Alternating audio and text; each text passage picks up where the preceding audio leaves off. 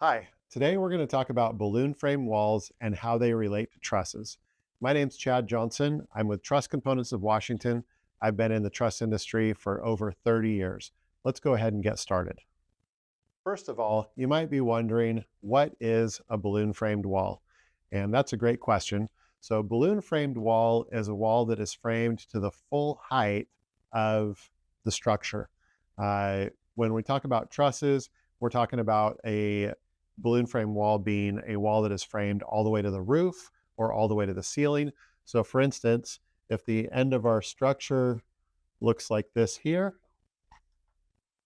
a balloon frame wall could go all the way up to the roof, or more likely, when we're talking about trusses, the balloon frame wall is going to go all the way to the plane of a ceiling. So, for instance, for a scissor truss, and so that balloon frame wall is framed up to the truss itself. So, why would we use a balloon frame wall? The reason is, if we had to frame a wall flat next to a vaulted ceiling, it creates what we call a hinge point. So I'll draw a different diagram from a side view instead of the end. So this would be a cut through that balloon frame wall. Here's the wall, and these are our trusses above. This line here is the ceiling. And what we can see in this diagram is that the wall goes all the way to the ceiling. Now, what that does is that prevents what we call a hinge point, where forces like wind on the outside of the building could potentially topple that wall into the building, or in the case of like a hurricane or a tornado, they create a vacuum outside the building and it could actually blow that end wall out. So, with that top of the wall being attached to the ceiling, it's very rigid. Historically, it was common to frame the wall to, let's say, this is where an 8-foot ceiling would be, and this is where that vaulted ceiling is. Maybe all the walls would be framed to that 8-foot height. And what that does is that gives a point right here where the wall can flex. It could flex out or it could flex in, and that's what we call that hinge point. So, in order to frame that balloon frame wall to match the truss, we're going to need to know what our truss diagram looks like. And you should be able to get from your truss manufacturer a diagram that shows all of the dimensions on the truss. This is just a blow up of a portion, but what you'll notice is that there are multiple dimensions on that truss that are going to be critical. So it's going to be necessary to know where the horizontal breakpoints are in that truss. And in this case, we have one close to the center, and we have another horizontal breakpoint over here where we transition from flat to vaulted. You're also going to need to know what the vertical dimensions are, and those are going to be on that truss drawing.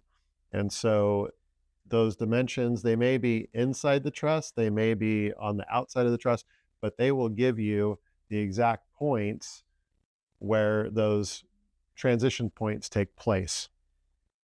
It would be my recommendation typically to balloon frame the wall. If you're in a region where it's typical to frame with a double top plate, I would frame that wall just with a single plate until the trusses arrive, and then add that second plate after you have your truss in place.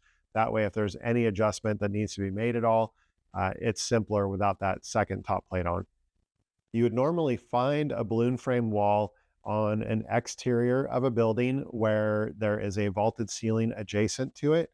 And that's in order to prevent that hinge point from being a factor, as we talked about. It's also typical to find balloon frame walls next to stairwells where the floor diaphragm isn't there in order to stiffen the wall, but they should be called out on your plans.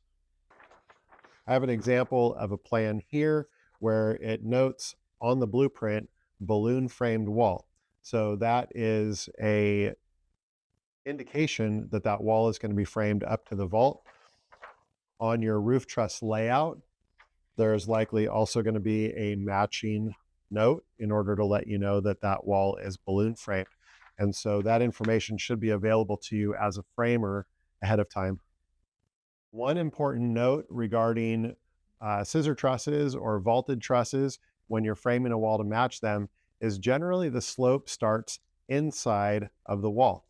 For instance, if you have a scissor truss where, in effect, it looks like this, the reality is that on the end, it's going to come in whatever the thickness of the wall is flat, and then it's going to pitch up to make up the ceiling pitch. It'll pitch back down and then flat again to match the wall on the other side. And so when you're doing your calculations for your balloon frame wall, you want to make sure that you are matching the truss, which generally is going to be, if you have a 2x6 exterior wall, for instance, you're going to come in flat 5.5 inches, and then you'll start your slope up, and then you'll pitch back down to a flat seat on the other side if it's a standard vault. Some other types of vaults that you may see are a single slope vault, where you have, for instance, a truss that's tying into the side of a wall. And in that case, again, you would need to know, is it starting out at a flat seat cut? It's pretty typical for plans to be drawn with a typical double top plate and then a beveled plate on top of it, so that the truss does not have that seat cut. So you'll want to verify with your manufacturer ahead of time if they're going to build that truss without a seat cut, and expect that as a framer you'll put a beveled plate on top to match that, or if they're going to cut that seat cut into the truss, which allows you to frame a flat topped wall up to the point of that seat cut. So to wrap it up, a balloon frame wall is generally one that's on the exterior of a building. It's framed to match the slope of a vaulted truss that is adjacent to it. It's very critical to get the dimensions where the horizontal breakpoints are, and it's also very important to get the dimensions to the vertical limits on that wall. You'll want to talk to your truss manufacturer about whether they're doing a flat seat cut or if they're going to start the slope at the outside of the building. And then finally, I would highly recommend that you pull complete measurements to those points, as opposed to, for instance, using a square and snapping a line. It's quite often these balloon frame walls are built flat on the floor and then stood up. And so they're built to match a line that snapped on the floor. Do determine the dimensions where the break points are, and then build to those dimensions, as opposed to using like a framing square in order to take a short section of that vault and then project that out. If you're off by just a little bit at the bottom of that sloping wall, you'll be off by quite a lot by the time you get to the top. So balloon frame walls are becoming more and more prevalent, especially here in the West Coast, where we're being required more and more often to balloon frame the walls next to vaults. They can be a challenge, but with a little bit of preparation, the installation will go just fantastic. So thank you for watching the video.